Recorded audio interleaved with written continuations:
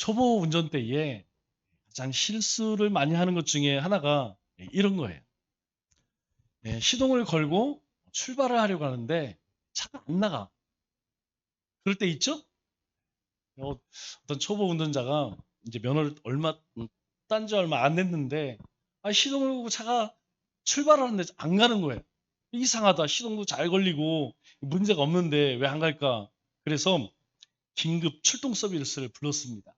그랬더니 그 정비사가 하는 말이 차는 아주 멀쩡합니다. 그런데 사이드가 잡혀 있네요. 이러더래요. 제가 이 이야기를 듣고 저도 예전에 그런 적이 많이 있습니다.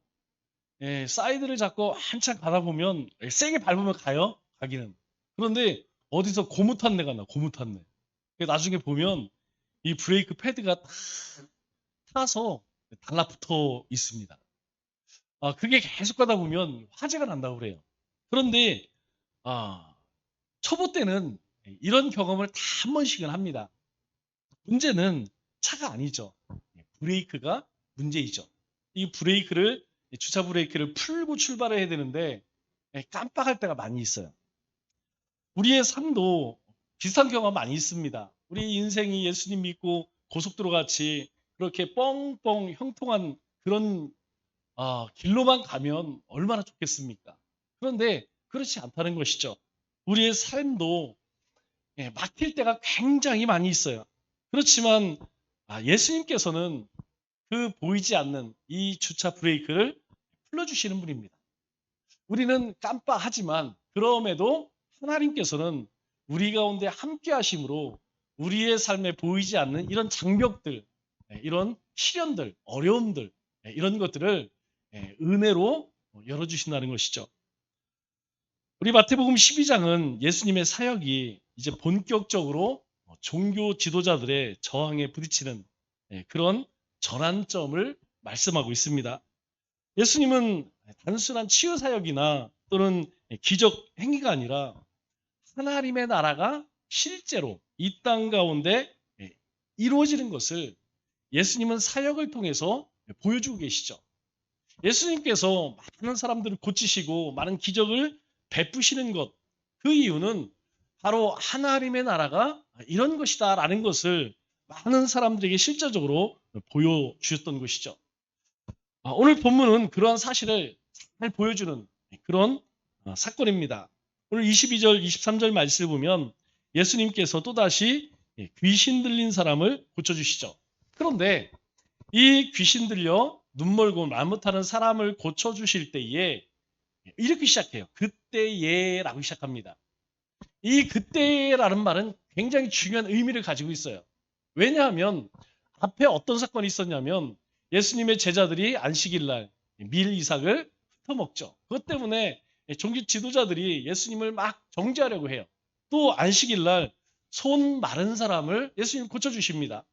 그것을 인하여서 야 저거 그대로 두면 안 되겠다. 그런데 그 다음에 예수님이 어떤 말씀을 하시냐면 메시아는 어떤 존재인가.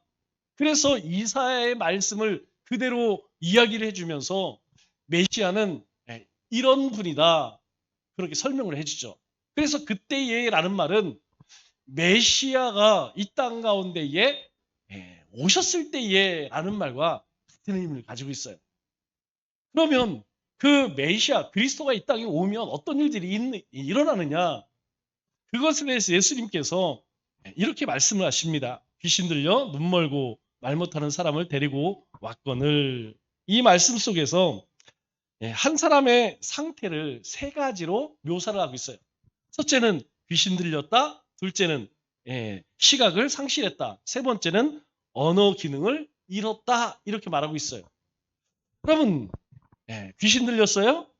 그리고 눈이 멀었습니다. 말을 못해요. 이런 사람이 사람 구실을 제대로 할 수 있을까요? 없습니다. 이런 사람은 정말 살기는 살지만 정말 비참한 삶을 살 수밖에 없죠. 사람으로서 사람 구실하기 굉장히 힘듭니다. 그런데 성경은 영적인 눈으로 바라볼 때에 세상 사람들이 이런 사람이다 이렇게 말씀하고 있죠. 이것은 단순한 질병이 아닌 악한 영의 속박임이라는 것을 우리에게 말씀해주고 있는 것이죠. 즉 악한 영, 사탄에게 붙들리면 귀신 들려 눈 멀고 말 못하게 됩니다. 그래서 그 인생은 비참해질 수밖에 없는 것이죠. 그런데 하반절 말씀을 보니까 예수께서 고쳐주심에 그 말 못하는 사람이 말하며 보게 된지라. 예수님께 데리고 왔는데 예수님께서는 그냥 한순간에 다 고치셨다. 그런데 그 고쳤다는 것을 어떻게 표현합니까? 바로 말 못하는 사람이 말하며 보게 된지라. 이 사람 구실하지 못했던 그 사람이 이제는 사람 구실하게 되었다. 이렇게 말하고 있죠. 우리는 이런 것을 전인격적 회복이라고 이야기를 합니다. 이것은 예수님을 만나는 모든 사람들에게 나타나는 일반적인 현상이에요. 예수님을 만나면 먼저 악한 영이 떠나갑니다. 악한 영이 떠나가게 되면 우리의 마음 가운데에 평안을 찾게 되죠. 우리가 우리 안에 어떤 것이 선이고 어떤 것이 악인지 분별하게 된다는 것이 이전에는 모릅니다. 여러분 더 궁금하면 하나님 없는 사람들과 이야기를 해보세요. 그들은 죄를 그들이 먹고 마시면서 그것을 죄라고 절대 이야기하지 않습니다. 다 그렇게 사니까, 다 그렇게 하니까 문제 안 된다는 것이죠. 다만 들키면 재수 없는 거예요. 들키면 범죄가 되는 것이죠. 그런데 우리 안에 이 악한 영이 떠나가게 되면 우리가 악한 일을 하거나 하나님이 기뻐하지 않는 일을 하게 되면 두려움을 느낍니다. 가슴 뛰는 것이죠. 그리고요, 불편해요. 하나님께 예배가 안 됩니다. 기도가 안 돼요. 하나님의 말씀을 묵상이 안 됩니다. 그래서 우리는 악한 영이 떠나가게 되면 하나님 앞에 회개하게 된다는 것이죠. 회개는 아무나 하는 것이 아닙니다. 하나님의 영이 있어야만 하는 것이죠. 악한 영이 떠나가야만 우리가 하나님 앞에 우리의 모습을 토해낼 수 있게 되는 거예요. 또 뭐라고 이야기해요? 사람이 말하며 이렇게 이야기해요. 또 보게 된지라. 여러분, 우리가 봐야 할 것, 말해야 할 것이 있어요. 우리가 말해야 할 것은 무엇일까요? 성경에 있는 대부분의 말들은 축복의 언어입니다. 우리가 할 말은 무엇이냐면 사람을 살리는 말, 사람을 세워주는 말, 축복의 말을 해야 한다는 것이죠. 즉 예수님께서 귀신을 떠나보내면서 이 사람에게 찾아온 것이 무엇이냐면 이제 제대로 된 말을 할 수 있고 또 제대로 된 것을 보게 되었다는 것이죠. 즉 영안이 열려지게 되었다는 것입니다. 예수님을 만나게 되면 이런 변화가 있다는 거예요. 그런데 23절에 이렇게 이야기를 합니다. 무리가 다 놀라 이르되. 그러니까 많은 사람들이 다 놀랐어요. 그러면서 뭐라고 이야기를 하냐? 이는 다윗의 자손이 아니냐. 여기서 다윗의 자손이라는 말은 무슨 의미냐면 메시아적 칭으로 의미합니다. 아, 이 사람은 메시아구나. 이 사람이 그리스도구나. 이 사람이 진짜 메시아의 표적을 우리에게 보이고 있구나. 이렇게 말하고 있다는 것이. 그러면 예수님은 지금은 어떨까요? 지금. 여러분 이때만 예수님이 이렇게 하시고 지금 이 시대에는 이러한 일들이 없을까요? 아닙니다. 예수님은 지금도 우리를 전인격적으로 치유하시고 회복시킨다는 거예요. 우리가 사람에게 가서 이야기할 때 잠시 위로를 받습니다. 우리가 또 어디 좋은 걸 먹고 또 좋은 데 구경 다니는 거 잠시 위로를 얻을 수 있어요. 그 시간이 끝나면요. 다시 찾아옵니다. 인생의 공고함이 다시 찾아와요. 그러나 예수님을 만나면 이 모든 것들이 완벽하게 치유된다는 것이죠. 예수님을 만나면 주님이 우리 가운데에 그 주님을 만나게 되면 진정한 회복을 얻는다는 것입니다. 눈먼 사람은 앞이 보일까요? 보이지 않습니다. 여러분 미래가 보이지 않는다는 거예요. 여기서 이야기하는 이 영적인 눈이 열리지 않은 사람은요. 오늘 지금밖에 보이지 않아요. 내일, 내 인생, 미래, 이후에 하나님 나라가 보이지 않습니다. 그럼 답답하죠. 그렇기 때문에 인생이 어디로 흘러가는지도 모르고 방향도 알지 못한 채 살아갈 수밖에 없는 한마디로 막막한 인생을 살아가는 것입니다. 그러나 눈이 열리면 어떻죠? 눈이 열려지면 왜 하나님이 나를 부르셨는지 왜 하나님 나에게 은혜를 주셨는지 내가 하나님 나라를 위해 무엇을 해야 될지 그것을 깨닫게 된다는 것입니다. 그래서 우리 상황이 변하기 전에 먼저 예수님이 우리 가운데 임재해야 하는 것입니다. 우리가 모든 상황과 여건, 세상이 바뀌기를 바라기 이전에 우리가 해야 할 것은 무엇이냐면 매일매일 내 삶 속에 주님이 임재하셔야 한다는 거예요. 그 임재하신 하나님을 만날 수 있다는 거예요. 그래야만 우리의 마음이 다른 데 가지 않다는 것이, 우리가 다른 것 바라보지 않는다는 것입니다. 그럴 때 바리새인들이 24절 말씀을 보니까 이 예수님의 기적을 이렇게 왜곡합니다. 바리새인들이 듣고 이르되 이가 귀신의 왕 바알세불을 힘입지 않고는 귀신을 쫓아내지 못하느니라. 야, 이 사람이 이 귀신의 왕이지 않고는 어찌 이런 일을 하겠느냐? 여러분, 이 바리새인들은 예수님의 능력을 사실 인정할 수가 없어요. 인정할 수가 없는 것이 아니고 인정하기 싫었던 것이죠. 왜 그렇습니까? 예수님을 자신들의 대적자라고 생각했어요. 이 예수님이 어떤 분인지 이들은 알려고 하지 않았습니다. 이 예수님이 자신들의 자리, 내 자리를 위협하구나, 이것만 생각했다는 것이죠. 그래서 뭐라고 이야기합니까? 바알세불의 힘을 빌어서 귀신을 쫓았다라고 예수님을 비난하는 것이죠. 그럼 바알세불이 뭡니까? 이 바알세불의 직역하면 파리왕이에요, 파리왕. 그런데 오늘 본문을 보니까 귀신의 왕, 또 더러운 모든 것의 주라고 하는 의미를 가지고 있습니다. 다시 이야기해서 사탄의 다른 이름이에요. 우리나라도 그런 거 있다고 했죠? 여러분, 공산주의라는 이름이 우리나라에서는 진보, 좌파 이렇게 굉장히 좋은 말로 쓰여요. 여러분, 그 실상은 아닙니다. 우리가 유럽이나 다른 외국에서 이야기하는 이 좌파나 진보와 우리나라 의미는 틀려요.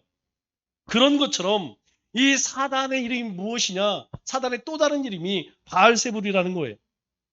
다시 이야기해서 예수님의 거룩한 사역을, 예수님의 생명 사역을 사탄의 역사로 이 바리새인들이 규정하고 있다는 것이죠. 이건 단순히 비난하는 게 아닙니다. 비난을 넘어서 바로 영적 눈이 멀고 진리를 거부하는 것이죠. 이게 무섭다는 것이. 가끔 우리가 하나님의 일을 하는데도 내가 인정하지 못하는 영역이 있어요. 우리가 주님 앞에 쓰임을 받으면서도 어떤 부분에서는 인정을 못해. 하나님께서 분명히 역사하시는데 우리는 여전히 내 방식, 내 틀에 맞지 않으면 하나님의 일을 도통 하려고 하지 않습니다. 그게 어디서 그렇습니까? 여러분, 우리 가정을 한번 가만히 보세요.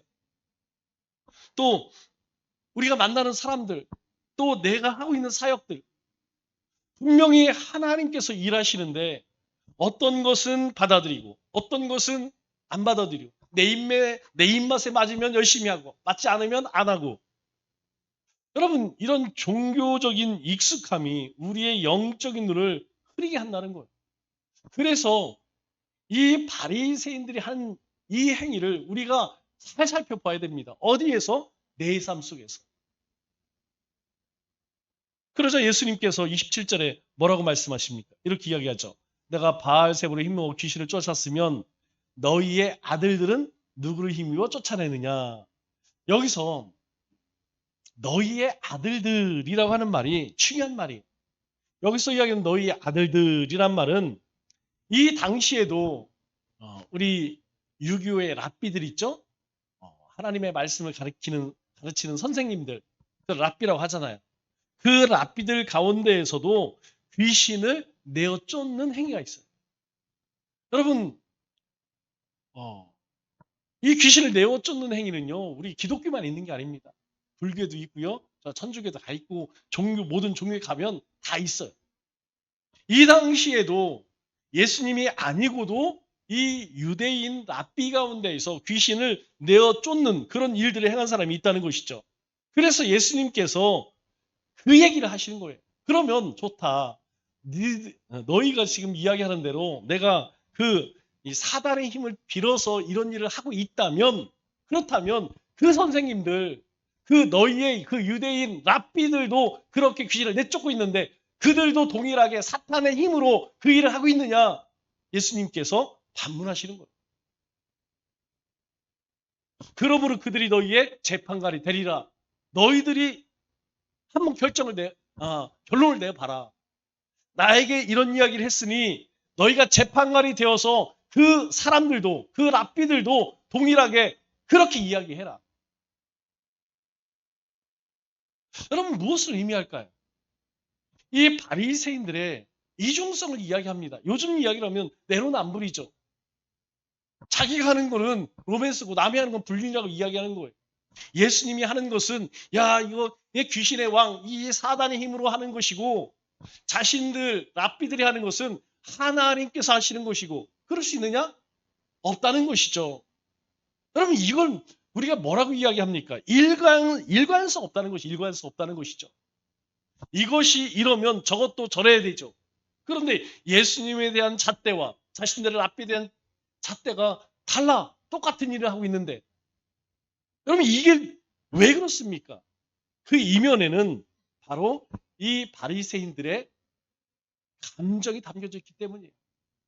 사역적으로만 본다면, 객관적으로 본다면 예수님이 하신 일을 바라보면서 무리들이 이야기한 것처럼 야 저거 다윗의 자손이 아니냐라고 할 수밖에 없는 것이죠. 여러분 어떻게 죽은 자를 살립니까? 어떻게 손 마른 자를 고칩니까? 앞을 보지 못하는 은목사 어떻게 고치냐는 거예요. 메시아가 아니고는 할 수 없는 일이죠. 그런데 그들은요 자신들의 감정적으로 예수님을 비난하고 있다는 것이죠. 그러면서 자신들의 랍비가 하는 것은 그것은 온당히 하나님의 역사라고 이야기하는 것은 이것은 랍비가 맞지 않는다는 것이죠. 우리가 주님의 일을 할 때 항상 조심해야 할 것이 그것입니다. 이 감정적 반응은 영적 분별을 가릴 때가 많아요.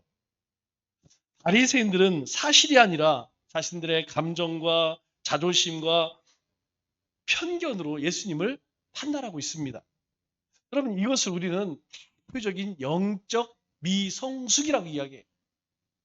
영적으로 성숙하지 못한 사람들. 여러분 우리 아이들을 보면 알잖아요. 아이들은 자기밖에 몰라. 그런데 아이들이 아이고 내가 잘못했습니다. 여러분 혹시 그렇게 하는 아이들 봤습니까? 없어요. 아이들은 그것을 판단하지 못하기 때문에 다 자기 중심적으로 내가 하는 건 다 옳고 그것을 막는 것은 다 옳지 않다라고 생각합니다. 영적인 어린아이도 마찬가지라는 거예요. 영적 어린아이도 바로 자신의 감정과 그리고 자기의 자존심과 자신의 편견 이것을 뛰어넘지 못하고 이 안에 갇혀 산다는 것이 누구처럼 오늘 바리새인처럼 그렇게 살아갈 수밖에 없다는 것입니다. 우리도 사람을 볼 때 또는 상황을 해석할 때에 감정이 먼저 앞장서면 뭘 놓쳐요? 예, 바로 영적 진리를 놓칩니다. 하나님의 뜻을 놓친다는 거예요. 우리가 감정에 휩싸이게 되면 우리가 하나님께서 나를 통해서 하고자 하시는 일들 여러분 그것을 놓치게 된다는 것입니다. 그렇기 때문에 우리는 감정적 신앙이 아니라 분별 있는 신앙이 필요하다는 것이에요. 그러면 분별 있는 신앙을 하기 위해서는 어떻게 해야 할까요? 여러분 왜 우리에게 말씀을 큐티를 하십시오. 성경을 읽으십시오. 예배를 잘 들으십시오. 여러분 이런 기도 열심히 하세요. 왜 이런 얘기를 할까요? 많이 하지 않지만 단 한 사람이 한다 할지라도 왜 할까요? 여러분 그렇게 수없이 예배의 성자가 인생의 성자입니다. 기도하셔야 됩니다.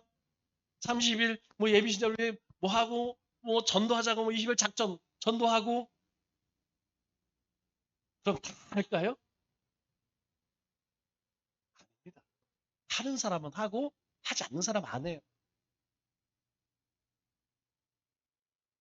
그런데요. 이렇게 하나님께서 우리에게 주신 말씀을 쫓아가다 보면요. 어느 순간에 내 삶 속에 나의 이 영적인 분별력이 생겨요. 나도 모르는 사이에 무엇이 하나님의 뜻인지, 무엇이 하나님 기뻐하시는지 굳이 말씀을 보지 않아도 하나님께서 하나님의 영이 우리를 사로잡아서 우리 인생을 끌고 간다는 거예요. 그렇지 못한 사람은요, 몰라요. 책망을 하고 구박을 하고 혼을 내고 못 깨닫습니다. 여러분, 우리 아이들, 어린아이들 혼내면 그 다음날 안 하나요? 똑같다는 것이죠. 그것이 아무렇지도, 이 영성생활이 아무렇지도 않은 것 같지만 여러분들, 우리 인생은요, 우리의 삶은요, 굉장히 중요합니다. 왜냐하면 우리가 감정에 휩쓸리지 않고 이 하나님의 영에 붙들려서 무엇이 하나님이 원하시는 것이, 무엇이 하나님 기뻐하시는 것인지 분별하기 위해서는 반드시 이 말씀 중심의 영성생활이 필요하다는 거예요. 어떻습니까? 오늘 하루 시작할 때에 여러분 말씀을 시작하셨나요? 말씀을 좀 붙들고 사셨나요? 제가 어제 일을 보러 멀리 나갔다 왔어요. 왜 저녁 늦게 온지 아세요? 원래 오늘 오려고 했어요.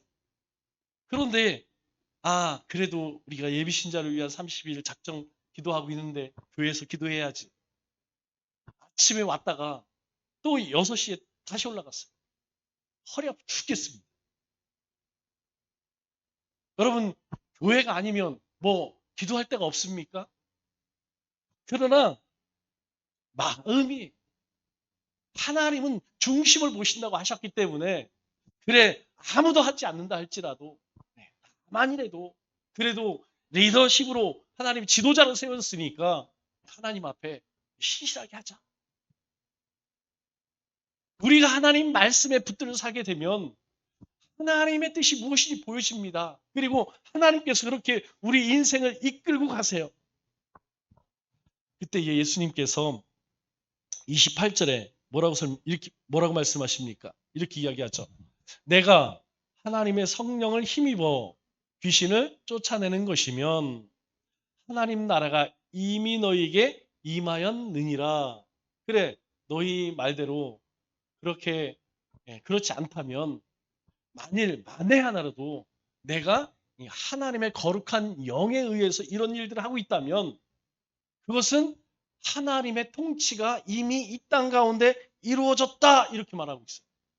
여러분, 이 말씀은요, 성경의 모든 성경 전체의 가장 핵심 메시지입니다. 하나님 나라가 누구로 임했어요? 예수 그리스도로 임했잖아요. 예수님 그 얘기하는 거예요. 바로 내가 메시아다. 내가 그리스도다. 너희는 나를 그렇게 하나님의 거룩한 사역을 마치 사탄의 사역으로 그렇게 왜곡하고 비난하지만, 만일 내가 하는 일이 하나님의 영에, 하나님의 능력에 의해 이루어지고 있는 일이라면 하나님의 통치가 지금 너희 가운데 임했다라고 그렇게 말씀하고 있는 것이죠. 그러면 하나님 나라가 임했으면 여러분, 우리에게 선택권이 있을까요? 없습니다. 우리에게 선택권이 없어요. 하나님 나라가 임하면 누가 선택하느냐? 하나님이 택하신다는 거예요. 그래서 이 예수님이 귀신을 내쫓은 것은 단순한 치유 사건이 아니라는 거예요. 하나님의 통치가 이 세상 가운데, 우리가 살고 있는 이 세상 가운데 실제로 드러냈다는, 이루어지고 있다는 사인이라는 것입니다. 하나님 나라가 미래에 오는 것이 아니고 이미 예수님을 통해서 우리가 살고 있는 이 현실 속에 있다는 거예요. 여러분, 이게 믿어지십니까? 하나님 나라는 항상 지금 여기에서 시작되는 거예요. 하나님 나라는 죽어서 가는 것이 아니고 바로 하나님이 임하시면 바로 거기서부터 시작된다는 것입니다. 하나님 나라는 뭐 특별한 날이 이루어지는 것이 아니고 바로 우리의 일상 속에서 나타난다는 거예요. 하나님의 통치는 엄청난 대규모 기적으로 나타나는 것이 아니고 작은, 보이지 않는 아주 작은 변화로부터 시작된다는 것입니다. 하나님의 나라는 바로 성령의 능력을 통해 경험되어진다는 거예요. 그래서 예수님께서 29절에 이렇게 말씀하시죠. 사람이 먼저 강한 자를 결박하지 않고서야 어떻게 강한 자의 집에 들어가 그 세간을 강탈하겠느냐. 강한 자가 있다면 그 강한 자를 더 강한 자가 제압해야 되지 않겠느냐 이 말이죠. 그러면 여기서 강한 자는 누굴 이야기합니까? 바로 사탄을 이야기하죠. 집은 누구를 의미합니까? 악한 세력의 영역을 의미하죠. 또 더 강한 자는 당연히 예수님이겠죠. 이 말은 여러분 예수님께서 이 땅에 오셔서 한 번에 모든 악한 영들, 사탄을 그냥 다 멸하는 것이 아니고 그 사단의 권세에 붙들려 결박돼 묶여 살고 있는 그러한 사람들을 구원하심에 있다는 것을 우리에게 말씀해 주고 있어요. 여러분 지금도 사단에 붙들려서 오늘 예수님이 고치신 이 사람처럼 앞을 보지 못하고 말하지 못하고 듣지 못하는 사람들이 얼마나 많습니까? 이 모든 문제를 해결하실 분은 예수님이다. 예수님밖에 없다. 이렇게 말씀하고 있는 거예요. 그래서 골로새서 2장 15절에 이렇게 말씀합니다. 통치자들과 권세들은 무력하여 드러내고 구경거리로 삼으시고 십자가로 그들을 이기셨느니라. 뭐라고 말씀하세요? 십자가로 그들을 이기셨다라고 말씀합니다. 예수님께서 다 이기셨다는 거예요. 그 이야기는 여전히 사단의 권세 아래에 있는 모든 자들을 예수님께서 참 자유를 주셨다는 거예요. 그래서 우리에게 주신 말씀이 무엇입니까? 진리를 알지니 진리가 너희를 자유케 하리라. 우리는 더 이상 이 악한 영에 붙들려 사는 인생이 아니라는 것이죠. 더 강한 왕이신 예수님에 의해서 우리는 참 자유를 얻게 되었다는 것입니다. 그러면 예수님의 이름에는 뭐가 있다는 거예요? 능력이 있다는 것입니다. 실제 능력이 있다는 거예요. 그래서 그 이름을 부르라는 것입니다. 그리고 그 이름을 선포하라는 것이에요. 여러분 가운데 근심이 있으면 예수님의 이름을 부르면서 그 우리 안에 있는 그 아픔을 주님 앞에 내려놓으라는 것이에요. 여러분 간절한 소망이 있습니까? 내 힘으로 되지 않는 게 있습니까? 하나님 앞에 간구하라는 거예요. 하나님께서 들으시겠다는 거예요. 왜? 그 이름에 능력이 있기 때문이라는 것이죠. 여러분 병든 곳이 있습니까? 그러면 손을 얹고 기도하시라는 거예요. 그 이름, 예수 이름에 능력이 있다는 것입니다. 말씀을 맺겠습니다. 예수님은 모든 악한 귀신을 내어 쫓는 능력의 주님이시며 또 하나님의 나라를 우리 가운데 가져오시는 왕이시며 또 사탄을 결박하고 우리를 자유케 하시는 구원자이십니다. 그러므로 오늘 우리는 이 사탄의 거짓과 결박에서 벗어나 예수님의 통치 아래로 들어가야 할 것입니다. 남은 3일도 빛이 어둠을 몰아내듯 하나님 나라가 우리의 삶과 또 가정과 사역 가운데 실제로 임하게 되기를 주님의 이름으로 축원합니다.